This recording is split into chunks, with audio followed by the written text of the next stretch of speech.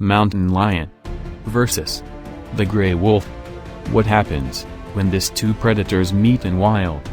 Both animals share the same habitat and hunt for food aggressively. While they usually ignore each other, they have been reported fighting one another over food, or just because they are forced to be in same territory. The cougar, commonly known as the puma, mountain lion, or panther, is North America's second largest cat. They, unlike other large cats, cannot roar. Instead, the big cat purrs like a domestic cat.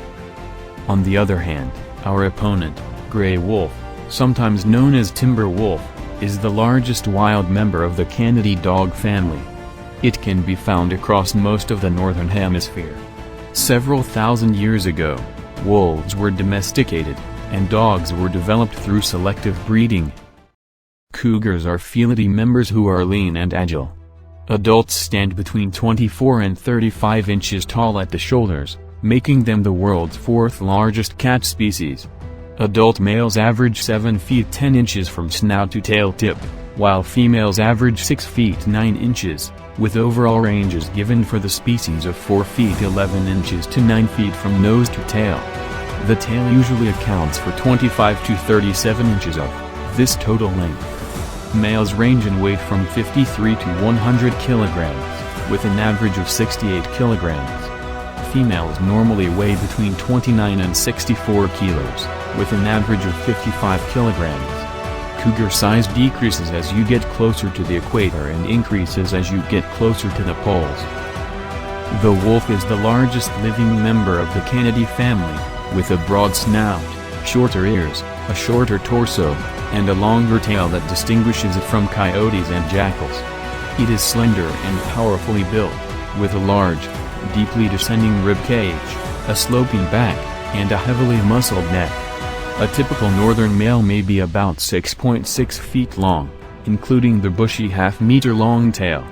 It is 30 to 33 inches tall at the shoulder and weighs 45 kilos. In the America, the cougar has the widest range of any wild land animal. Its range stretches from Canada's northern Yukon Territory to the southern Andes, covering 110 degrees of latitude. Its extensive distribution is due to its capacity to adapt to practically every habitat type. It may be found in all types of forests, lowland and mountainous deserts, and open places with minimal vegetation. It loves steep canyons, escarpments, rim rocks, and dense undergrowth in the Santa Ana Mountains.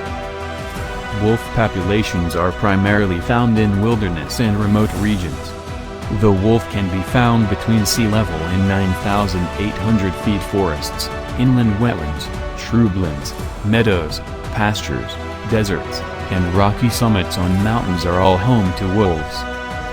The cougar has few natural enemies, and is at the top of the food chain.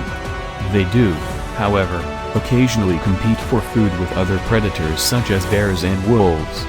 Massive grizzly bear appears dominant, often able to drive a cougar off their kills.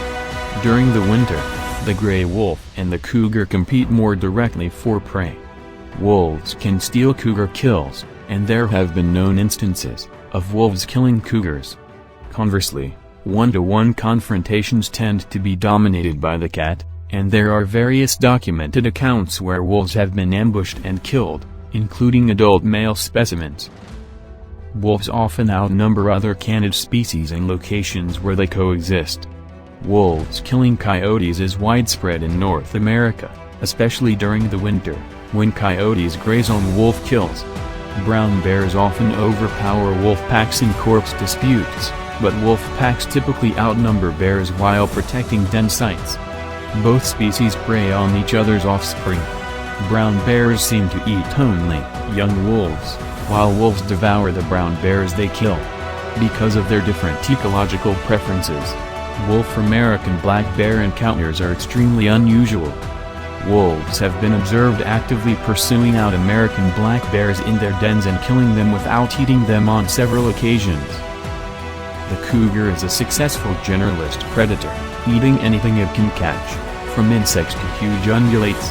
Mule deer, white-tailed deer, elk, and even bull moose are among its most common prey species, which are particularly abundant in North America. Bighorn and Dall's sheep, feral horses, fallow deer, caribou, mountain goats, coyotes, American badgers, and pronghorns are among the other animals hunted. Elk, followed by mule deer, were the cougar's principal prey, according to investigations in Yellowstone National Park.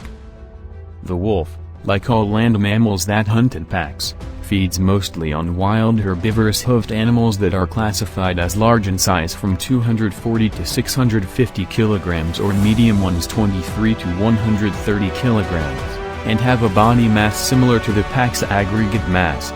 A wolf pack of 15 can bring down an adult moose, and they specialize on preying on the vulnerable members of large prey. Bison, elk, moose, caribou, white-tailed deer, and mule deer are all important range-wide prey in North America. Rodents, bears, insectivores, and smaller carnivores are examples of smaller creatures that could augment their diet. They eat ducks and their eggs on a regular basis. When these meals are scarce, they eat lizards, snakes, frogs, and huge insects when they are available. Now, it's time for the fight. An alpha male wolf meets a cougar male in the wilderness in the north of the United States. What will happen? Given their habits and the fact that wolves live in packs, a cougar would undoubtedly lose if faced with an entire pack of wolves. Although being a lone wolf is the most vulnerable stage of a wolf's life, but still, they are remarkably capable of hunting alone. Cats have larger fangs, flexible paws, and retractable claws, which make them ideal for ambush. On the other hand, dogs have stiff legs with gripping claws, longer snouts with trapping and crushing teeth, and large lungs, making them ideal for endurance chasing. They're designed to kill prey in a variety of ways so that competition amongst them is minimized.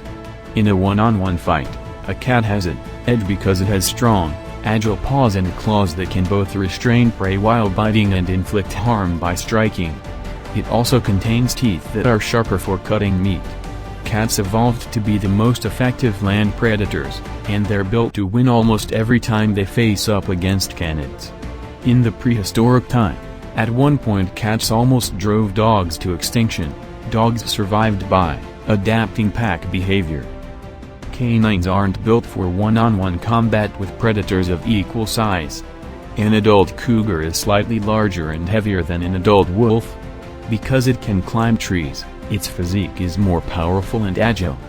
The main advantage of the wolf is its stronger biting force and, possibly, an equally powerful but relatively stiff physique. The cougar, on the other hand, nearly always wins because it is a calculated animal with a superior fighting style.